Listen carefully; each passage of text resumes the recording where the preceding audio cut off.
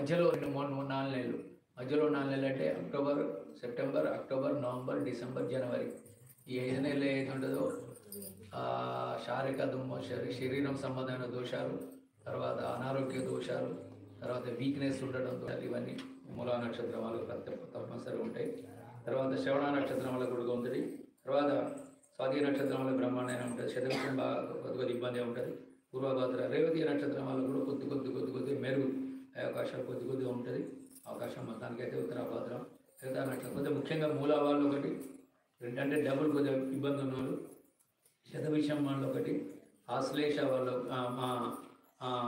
రెండు నక్షత్రాలు, రోహిణి నక్షత్రం వల్ల ఒకటి, కొన్ని నక్షత్రాల వల్ల కొద్దిగా ఇబ్బంది ఎక్కువ విశాఖ వీళ్ళకు కంపల్సరీ ఇబ్బందులు ఉంటాయి. కాబట్టి కొద్దిగా ఆ నక్షత్రం వాళ్ళకి ఎన్నికైతే వాళ్ళకు కందాయం అంటారు. కందాయం అంటే ఏ నెలలో ఎఫెక్ట్ ఉంటుందని చెప్తారు. దాని గురించి కందాయాలు ఉంటాయి.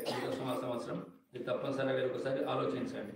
ఇకపోతే మీకు ఏ సంవత్సరం మనకు ఏది పుష్కర చెప్పినా ఏ సంవత్సరం ఎంత ఉంటుంది అనేటువంటి ఫలితం కూడా మీకు ఆదాయ కందాయాలు కూడా కొద్దిగా చెప్పుకొని ఆ తర్వాత ఈ సంవత్సరం అన్నీ కూడా అదేది వ్యవహారం గురించి చెప్పడం జరిగింది.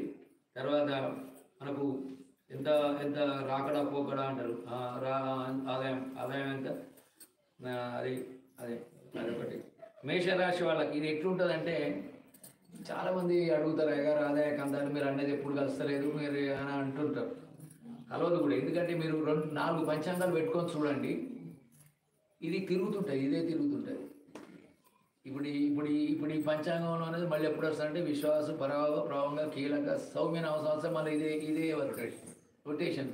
అంటే వాళ్ళు ఏం చేస్తారంటే ఇది తిరుక్కుంటూ పెట్టుకుంటారు. మనం ఎప్పుడప్పుడు చూస్తాం. కాబట్టి నేను చూసినాక ఎట్లే అది పోయిన సంవత్సరం నాకు అది చేసిండ్రు అని నాకు ఎప్పుడు మంచిగానే ఉన్నా అదే మరి ఎప్పుడో ఒకసారి ఎప్పుడు లాస్ అంటాడు. ఇది ఎక్కడ లాస్ ఎక్కడ పడ లాస్ లేదు మరి ఇది ఎక్కడ నేను అనుకున్నా అని చూసా వీడేందో అదే తిప్పుతాడు అర్థమైంది అని కాదు సరిగా. సరే అంటే తప్పని కాదు, వాళ్ళ లెక్క అట్లుంటాయి. లెక్కలు ఎంత వస్తారో వేస్తారు, మిగిలిపోతుంది. అయితే అయినా కొంత వాస్తవం ఉంటుంది, పూర్తిగా అబద్ధం కాదు. అదే మేషరాశి వాళ్ళకు 2 ఆదాయం 14 ఖర్చు అట. వృషభ రాశి వాళ్ళకు 14 ఆదాయం 5 ఖర్చు. మిథున రాశి వాళ్ళకు అయితే గమ్మత్ ఏంటంటే మీకు చూడండి, గమ్మత్ ఏంటంటే మకర రాశి వాళ్ళకు కుంభరాశికి ఒకటే ఉంటుంది, తులారాశి వాళ్ళకు వృషభ రాశి వాళ్ళకు ఒకటే ఉంటుంది, మిథున రాశి వాళ్ళకు కన్యా రాశి వాళ్ళకి ఒకటే ఉంటుంది. ఎవరు తెలియదు ఇది. మిథున రాశి వాళ్ళకి ఏముంటుందో కన్యా రాశి వాళ్ళకి అదే ఉంటుంది, మేషరాశి వాళ్ళకి ఏముంటుందో వృశ్చిక రాశి వాళ్ళకి అదే ఉంటుంది, వృషభ రాశి వాళ్ళకి ఏముంటుందో తులారాశి వాళ్ళకి అదే ఉంటుంది. 2 3 5 10 ఒక 2 రాశులను ఒక సింహరాశి కర్కట రాశి వాళ్ళకు వేరు ఉంటుంది. ఇది ఒక టెక్నికల్ అంటే ఆ టెక్నికల్.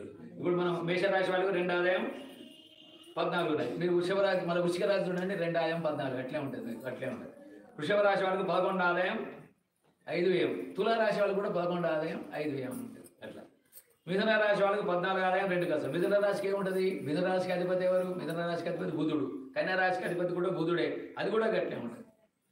14 ఆదాయం 5 ఖర్చు అట్లే ఉంటుంది. మొత్తానికి చెప్పిన సింహరాశి వాళ్ళకి 11 ఆదాయం 11 ఖర్చు సమానంగానే ఉంటుంది. కన్యా రాశి వాళ్ళకి 14 ఆదాయం 2 ఖర్చు, తులారాశి వాళ్ళకి 11 ఆదాయం 5 ఖర్చు, వృశ్చిక రాశి వాళ్ళకి 2 ఆదాయం 14 ఖర్చు, ధనుసు రాశి వాళ్ళకి 5 ఆదాయం 5 ఖర్చు, మకర రాశి వాళ్ళకు 8 ఆదాయం 14 ఖర్చు, కుంభరాశి వాళ్ళకు 8 ఆదాయం 14 ఖర్చు, మీన రాశి వాళ్ళకి 5 ఆదాయం 5 ఖర్చు. ఇక రాజ్య పూజ అవమానం అంటే కొంత మంచి చెడ్డ జరుగుతుంటుంది.